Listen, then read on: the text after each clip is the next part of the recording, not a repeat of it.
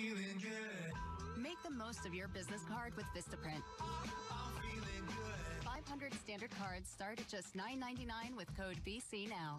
I'm feeling good. Own the now with Vistaprint. Someone told me I had colon cancer. The follow-up CAT scan showed that it had gone to her liver. We needed a second opinion. That's when our journey began with Cancer Treatment Centers of America. One of our questions was, how are we going to address my liver? So my doctor said, I think we could do both surgeries together. I loved that. Now my health is good. These people are saints. They're saints. Cancer Treatment Centers of America. Appointments available now. Brendan Van Grack. My favorite name in the whole Trump-Russia probe. Honestly, if there wasn't a person involved in this investigation named Brendan Van Grack, you'd have to invent one. He is a real person. He's the veteran espionage prosecutor who joined the special counsel's team early on. Brendan Van Grack. Sorry, Mr. Van Grack, I'll say it normally. He worked on the case against Paul Manafort, also the case against Mike Flynn, but by October last year, we learned that he had left the special counsel's office and returned to his old job in the Justice Department. Brendan Van Grack was not the first to go, but lately the pace of departures seems to be speeding up. Just since the beginning of this month, David Archie, a lead FBI agent on the Mueller team, he left to run the Richmond FBI field office. Also, Andrew Weissman, arguably the best-known, highest-profile prosecutor on the Mueller team, the lead prosecutor on the Manafort case. Weissman is also leaving the investigation. NPR had the scoop that he's leaving to go teach at NYU Law. And then we got another just yesterday, Zainab Ahmad, who's another counterterrorism prosecutor. She worked on the Flynn case. She has also gone back to her old job. And yes, the special counsel is basically done with Mike Flynn in terms of his cooperation. But that is not the only case Ahmad was working on. She's also been part of the mystery case involving Mueller's office and some mystery corporation we're not allowed to know the name of that's run by some foreign country we're not allowed to know either. That case does not seem to be done. Zainab Ahmad was apparently part of that, but nevertheless, she's leaving the special counsel's office. And what do we make of these departures? I mean, it's been argued that in some cases more was made of these exits than should have been made. But there's now enough of them that they're sort of starting to feel like a critical mass. Whether or not Mueller is wrapping up, and how would we know?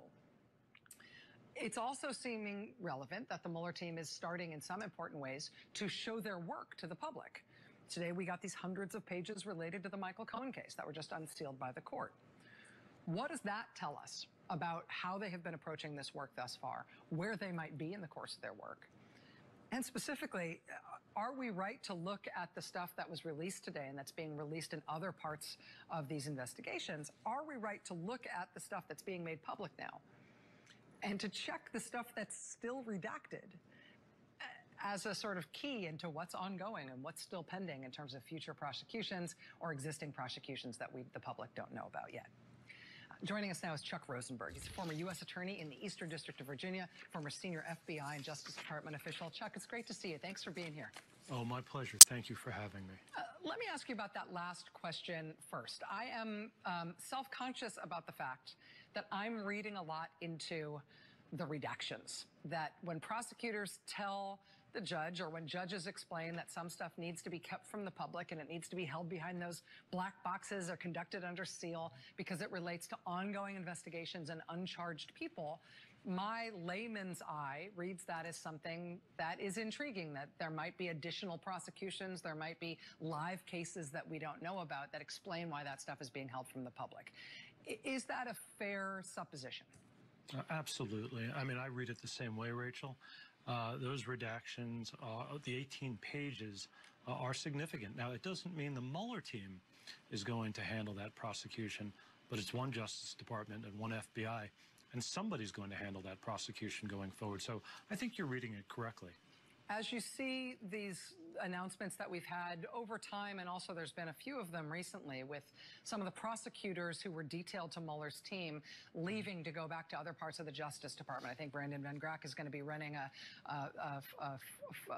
FARA unit within the Justice Department working on people who aren't registered as foreign agents. As we see Zainab Ahmad, who's leaving apparently to go somewhere else in the Justice Department. As we see Andrew Weissman reportedly leaving to go back to academia.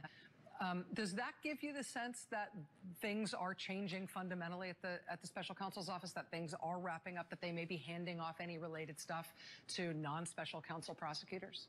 Yes, I think it's a fair proxy for that. Look, it's not binary. It's not as if the Mueller shop is either fully open or fully closed. All of these people, particularly the ones remaining within the Justice Department, can be recalled to work on, bits and pieces of their cases that remain. But by and large, Rachel, Mueller's remit 22 months ago was rather narrow. It was Russian interference in the 2016 election and links or coordination with those associated with the Trump for President campaign. What animates Mueller is that he's a Marine infantry officer. If he's told to take the hill in front of him, he's not going to take the hill to the left or the right. And so he is going to hew closely to that order and hand off, and I think properly so, things that fall outside of that. And that's exactly what we saw with these documents unsealed today, that handoff, particularly on the campaign finance matter involving Cohen and others, including individual one, the president. In terms of these documents that were unsealed today, Chuck, is there anything else that spoke to you in terms of what it showed us about how they've been doing their work? It sure did.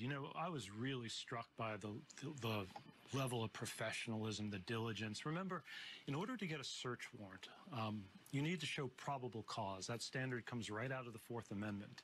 It is the lowest standard in the criminal law. To convict someone at trial, you need proof beyond a reasonable doubt.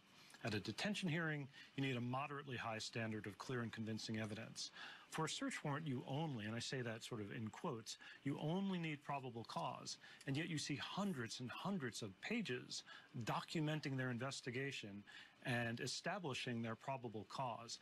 To the extent anybody claims this is a witch hunt or a hoax and still has an open mind, they ought to read these documents, and you'll see the level of diligence, the amount of work that went into establishing probable cause to get the search warrant. It's extraordinary, Rachel. Chuck Rosenberg, former U.S. Attorney, former senior FBI official. Chuck, it's great to have you here. Thanks. My pleasure. Thank you. We'll be right back. Stay with us.